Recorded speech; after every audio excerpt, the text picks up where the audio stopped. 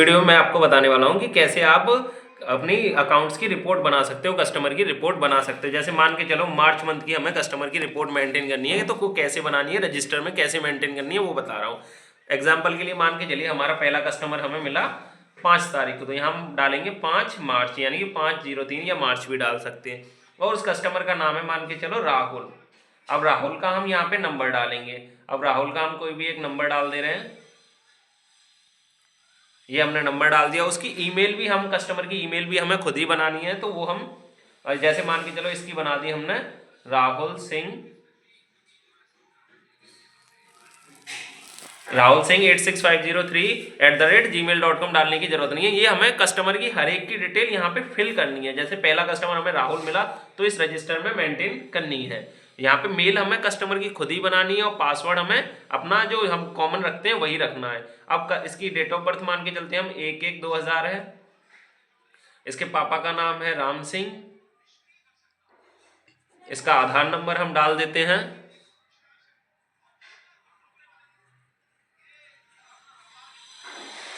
इसका pan number हम डाल देते हैं।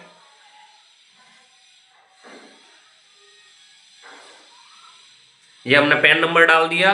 ये कस्टमर की आपको डिटेल्स डालनी है। अब यहाँ जो अकाउंट आप कस्टमर का ओपन कर रहे हो वही डालना है। मान के चलिए हम एयरटेल का खोल रहे हैं, तो इसका हम एयरटेल का मोबाइल नंबर या अकाउंट नंबर होता है वो डाल देंगे। अब इसका मान के चल रहे हैं हम एयरटेल का ही अकाउंट खोला है हमने। और ऐसे ही बहुत सारे होते हैं, NSDL भी होता है, और NSDL भी होता है, जियो का भी होता है, और कस्टमर का पर्सनल अकाउंट भी होता है, वो हमें यहाँ फिल कर देना है। अब इसके बाद हम उसका जो जो अकाउंट ओपन कर रहे हैं, प्रोसेस कर रहे हैं, वो हम यहाँ पे ओ डाल देंगे। तो उसका हमने एंजल के ओपन के लिए प्रोसेस किया है, और यहाँ पे पी डाल देंगे हम।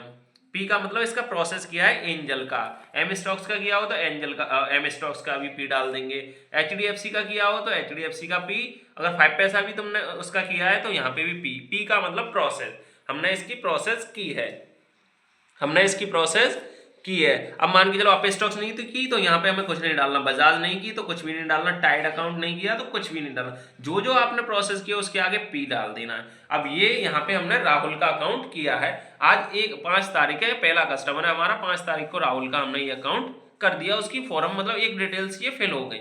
अब मान के चलो हमें 2 से 3 दिन बाद या 5 दिन बाद फंड ऐड करके ट्रेड करनी होती है कस्टमर की, तो फिर हम क्या करेंगे, ये हमारे पास रजिस्टर मेंटेन ही है, रिपोर्ट पूरी मेंटेन है, तो हमें जाएंगे जैसे राहुल का हमें वेरिफिकेशन करना है, मतलब ट्रेड वगैरह करनी है, तो फिर ये हमारे पास सारी डिटेल्स लिखी हुई है। अगर हम उसमें फंड ऐड करवा के ट्रेड करवा दें तो हम यहाँ पे कर देंगे, मतलब अगर वो ओपन हो गया हो तो यहाँ ओ लिख देंगे। अगर मान के चलिए अगर वो ओपन हो गया हो तो वहाँ एंजल में क्या लिख देंगे, ओ। अगर उसमें फंड ऐड हो गया हो तो फंड ऐड में एफ। अगर ट्रेड भी हो गई हो तो टी लिख देंगे।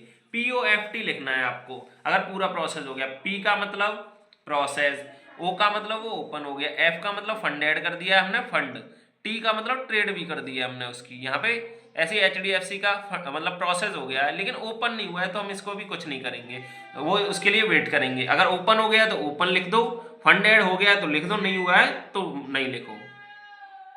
फिर इसके बाद इसमें नहीं हुआ है मान के चल रहे हैं हम, फिर यहाँ पे 5 पैसा है, इसका मतलब ओपन नहीं हुआ है ना फंड हुआ है, तो इसको ऐसे ही रख देंगे। अभी हम जो जो तुम कर दो प्रोसेस, जैसे इसका प्रोसेस भी हो गया है, ओपन भी हो गया, फंड भी हो गया, ट्रेड भी हो गया, प्रोसेस भी हो गया, ओपन भी हो गया, फंड भी हो गया, ट्रेड भी हो गया। इसमें ये प्रोसेस हो गया और ओपन, लेकिन फंड एड नहीं हो पाया किसी भी रीजन से, तो PO लिख दो, ओपन हो गया। ये क्या प्रोसेस, यानी कि अभी पैसा की तरफ से कंप्लीट नहीं हुआ है, पी पे ही लिखा हो, पी लिख दो, इसमें कुछ मत करो।